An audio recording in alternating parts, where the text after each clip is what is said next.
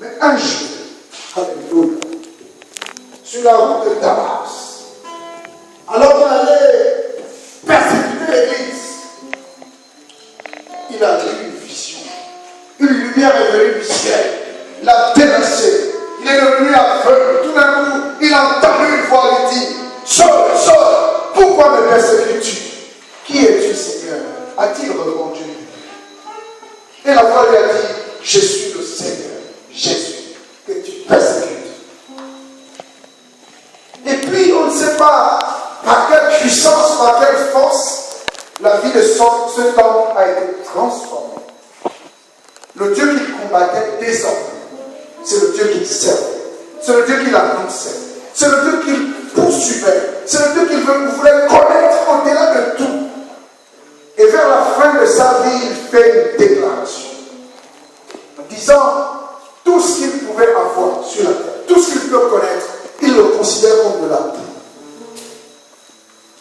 Il dit, rejetant en arrière tout ce qu'il pouvait faire, son orgueil, sa gloire, sa joie, il court désormais pour atteindre le but, pour saisir la paix qui lui a été lancée, celle de remporter le prix de la course, la couronne de gloire. Et il dit, non pas seulement moi, mais tous ceux qui, comme moi, auront combattu le bon combat de la foi. Le Seigneur leur donnera la couronne de gloire. Et l'apôtre Paul signe, il dit sur la terre, rien ne vaut cet engagement. Rien ne vaut le fait de travailler pour le salut. Il dit travailler avec empressement pour votre salut. Bien-aimé, c'est la chose la plus importante qui soit. Étudie, c'est bien. Cherche les diplômes, c'est une bonne chose. Cherche l'argent, c'est bien. Trouve un travail, c'est bien. Fais des enfants. Trouve une femme, c'est bien. Mais toutes ces choses ne valent rien si à la fin de ta vie, tu arrives et le Seigneur te dit, dehors, je t'ai jamais connu. C'est pour vous dire que c'est important et c'est capital que de travailler avec empressement pour notre salut. Telle sorte que lorsque nous allons fermer les yeux, alléluia, que là-haut, des anges viennent, vous prennent, vous amènent au lieu de repos pour attendre la résurrection des morts, afin d'être dans le bonheur éternel, dans le paradis. Et nous venons donc de lire tout à l'heure la description de cet endroit qui nous attend. La Bible déclare qu'il n'y aura plus de deuil, il n'y aura plus de deuil, il n'y aura plus de pleurs, il n'y aura plus de grincements de dents, parce que le Seigneur sera au milieu de son peuple. Et qui au milieu de nous ce matin ne souhaiterait arriver dans ce lieu plein de bonheur, plein de joie? La Bible dit que à celui qui a soif, je donnerai la source de l'eau, de la vie, gratuitement. Tel sera l'héritage du vainqueur, l'héritage. Ça dit, si tu luttes jusqu'à la fin, tu gardes la foi, ton héritage, ce sera ça, le paradis. Jésus a dit qu'il y a plein de demeures. Il va préparer une place pour chacun de nous. Et lorsqu'il aura fini de préparer, il reviendra du temps. Vous savez, ce n'est pas une maison comme celle que nous voyons ici. Ici sur la terre, certains ont peut-être visité des maisons, des belles maisons. Mais les maisons qui nous attendent sont plus belles que celles-là. La Bible déclare que les poignées, vous voyez les poignées de porte, quand vous arrivez chez certaines personnes, c'est doré. Mais la Bible dit que ce sera de l'or pur. Donc rien à voir avec les maisons que nous pouvons voir ici, à Bordeaux, à Libreville, partout dans le monde entier. Certains espèrent dormir sur des lits bien corrects, mais les lits qui nous attendent là-bas seront meilleurs encore.